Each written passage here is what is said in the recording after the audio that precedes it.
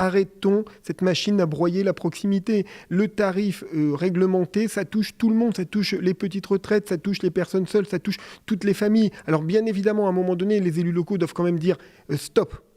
Ou alors, trouver des alternatives. L'alternative, on est en train de la calculer à la communauté urbaine. On l'a déjà fait dans d'autres domaines. On l'avait fait, par exemple, dans les emplois à domicile pour les seniors. On l'avait fait pour les ateliers linguistiques. On sait faire à la communauté urbaine, mais ça ne suffit pas. Les collectivités locales ne pourront pas toujours compenser ces décisions unilatérales de la part des plus hautes instances. Je dis bien les plus hautes, puisque ça dépasse même l'échelon national. On parle là d'échelon européen.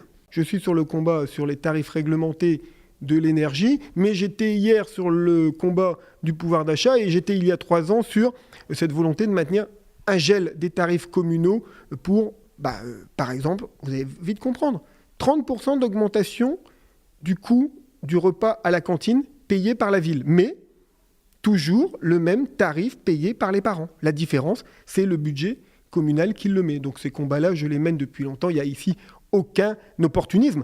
Qu'est-ce qui se passe ? C'est parce que la hausse du tarif arrive maintenant. Elle aurait même dû arriver avant. Elle était prévue au mois de janvier. Mais les Gilets jaunes avaient un peu retardé l'affaire, dirons-nous.